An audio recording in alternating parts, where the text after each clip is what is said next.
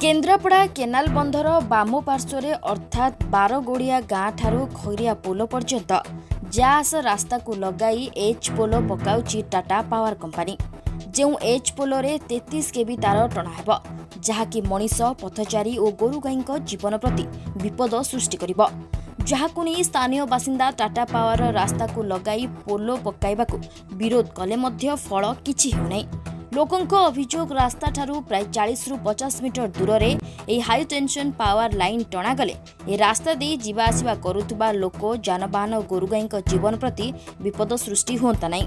से जो एच पोल पकईचंती रास्तार पिछुठू मात्र फुटे 1.5 फुट छाड़ी जो हाइट रो पोल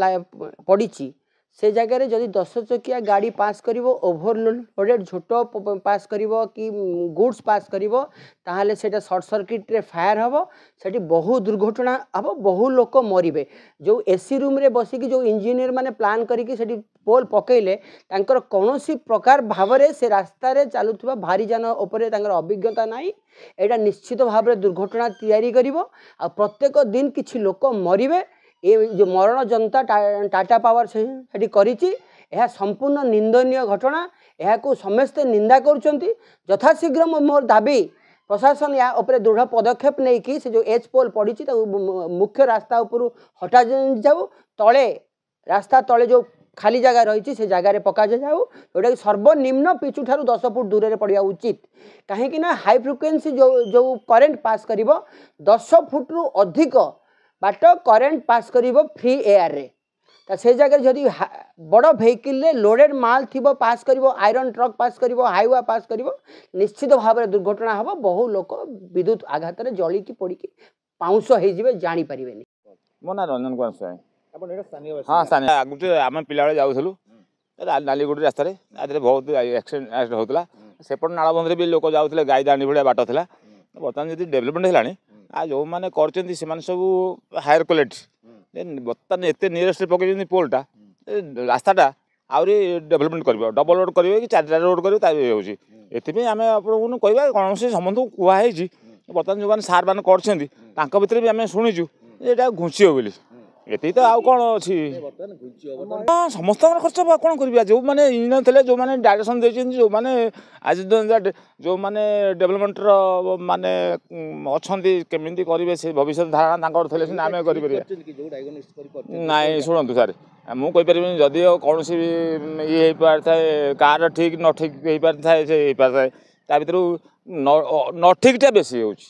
ठीक कम। अच्छा कौन दाबी करिए दाबी कथा होची आउटे घुंचे दियंतु आम दरकार पोल जी पड़ी आउटे घुंचा दु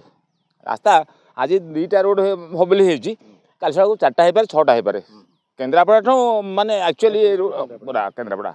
एनएच माने जमती NH5 भाया चलो से आम आपने कह कौन अच्छे। केनाल बंध रास्ताटी जल संपद विभाग पूर्त विभाग को हस्तांतर करथिबा बेले थरुटिए विभाग को टाटा पावर जणाई नहीं किंबा एही विद्युत खुंट बंध को लगाई पकाइबाकू अनुमति नहीं नाही बोली रोकठोक कहिसंती पूर्त विभाग रो एसडीओ।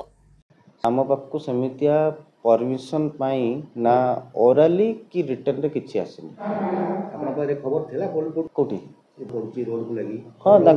कराइला कुहा भी होता जे आप शिफ्ट करूँ तापर से मैंने काम देखिए आपंकर टिके अटकिकी रही है फेर बोधे आरंभ कर कौन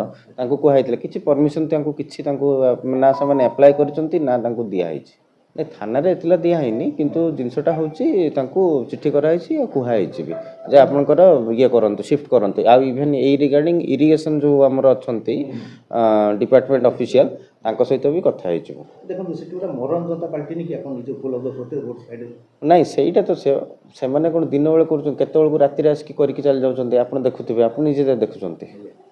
किसी ने आउ थे गोटे कहीकि आम हेड ऑफिस आउटे रिमाइंडर आम ये करवा लेटर गोटे करवा सेटा को कमटा को इधर से शिफ्ट करूँ ना पूरा रिमूव करूँ पकईटा हूँ भूल कारण कौन हो आपड़ यहाँ बहुत लोक एक्सीडेंट होती लोक गोरु गाई जनजंतु मशाणी संस्थान आम आउ 50 फुट दूर को पकातु यहीटा आम अभियोग कर मना कर ना आम किसी हेनी आम गवर्नमेंट जहाँ ऑर्डर देती या कहले जबरदस्त कर आम दाबी कर प्रशासन को तुरंत खुंटी उठा आम बहुत क्षति हो गोरु गाई जो तो गाड़ी मोटर आम टर्निंग जगह बहुत एक्सीडेंट होती बहुत पिला मरले पोल ब्रिज मुंडा रास्ता ना दीटा गाड़ी गला सैकेल जापारनी जन जन जापारनी स्कूल छुआ जापार ना सब हैरान एमती असुविधा हो ए बाबद रे आमे Tata power company project manager Amit Sen Gupta को जोगाजोग करिबारु से कहिले अभियोग पाइछु तुरंत रास्ता सन्निकट विद्युत खुंट गुड़िक स्थानांतरित कराजिबो तेणु केबे टाटा पावर कंपनी एई एच पोलो विद्युत खुंट रास्ता कड़रू उठाई दूर रे नहीं पोतुची ताहा उपरे रहिजे समस्तक नजर। सालेपुर रश्मिरेखा परिजांक रिपोर्ट न्यूज एक्सुडिया।